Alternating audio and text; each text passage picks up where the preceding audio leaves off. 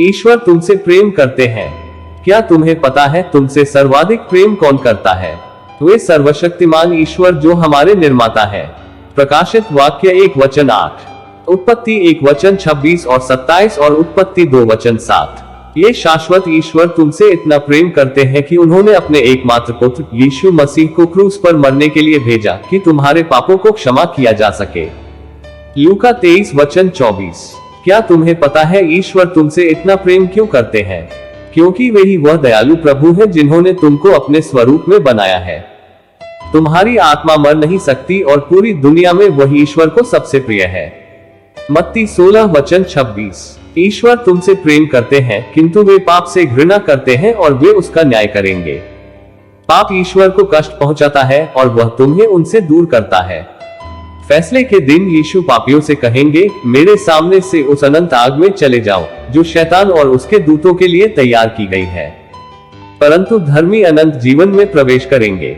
मत्ती 25:41 और 46। चूंकि पहले मानव आदम ने ईश्वर की आज्ञा का उल्लंघन किया, पाप, शाप, बीमारी तथा मृत्यु ने संसार में प्रवेश किया, हम सब पापी बन गए और हमें नरक के अनंत अग्नि का दंड मिला। फिर भी ईश्वर मनुष्य जाति जिन्हें उन्होंने बनाया से प्रेम करते हैं और उन्होंने यीशु की मृत्यु द्वारा उनका उद्धार किया और उन्हें वे सारे आशीर्वाद वापस दे दिए जिन्हें आदम ने अपने पाप और अवज्ञा द्वारा खो दिए थे। रोमियो 5:1-21 और इफिसियों 1:3-14। तुम्हारे स्थान पर यीशु ने मृत्यु को गले लगाया ताकि तुम्हें दंड न सहना पड़े, और यदि तुम उन पर विश्वास करो तो तुम सदा के लिए उनके साथ स्वर्ग में रह सकते हो। क्योंकि पाप की मजदूरी तो मृत्यु है, परंतु परमेश्वर का वरदान हमारे प्रभु यीशु मसीह में अनंत जीवन है। रोमियो 6:23। तुम देख सकते हो ईश्वर कैसे तुमसे प्रेम करते हैं। अपने देवदूतों में से किसी को न भेज, उन्होंने अपने एकमात्र पुत्र को तुम्हारा उद्धार करने भेजा क्योंकि वे तुमसे प्रेम करते हैं। यीशु ने कहा, क्योंकि परमेश्वर ने जगत से ऐसा प्रेम रखा कि उसने अपना इकलौता पुत्र दे दिया, ताकि जो कोई उस पर विश्वास करे वह नाश न हो परंतु अनंत जीवन पाए। यूहन्ना 3:16। तथापि ईश्वर पवित्र तथा न्यायपूर्ण है। वे तुम्हें तभी स्वीकार करेंगे जब तुम अपने पापों के लिए पश्चाताप करोगे और यीशु को स्वीकार करोगे। यूहन्ना 3:3 और रोमियो 3:24-26। यीशु ने कहा, पश्चाताप करो और सुसमाचार में विश्वास रखो। मरकुस 1:15। इसलिए पश्चाताप करो और विश्वास रखो कि एकमात्र ईसा मसीह ने तुम्हारे पापों के लिए अपना जीवन न्योछावर किया है, और उन्हें अपने व्यक्तिगत रक्षक और प्रभु के रूप में अपने हृदय में स्वीकारो। ईश्वर अवश्य तुम्हारे पापों को यीशु के रक्त से धोकर तुम्हें बेदाग कर देंगे। जब तुम ईश्वर के वचन सुनकर उनका पालन करोगे तो पवित्र आत्मा तुम्हारे जीवन को बदलकर तुम्हें एक नई आत्मा प्रदान करेगी।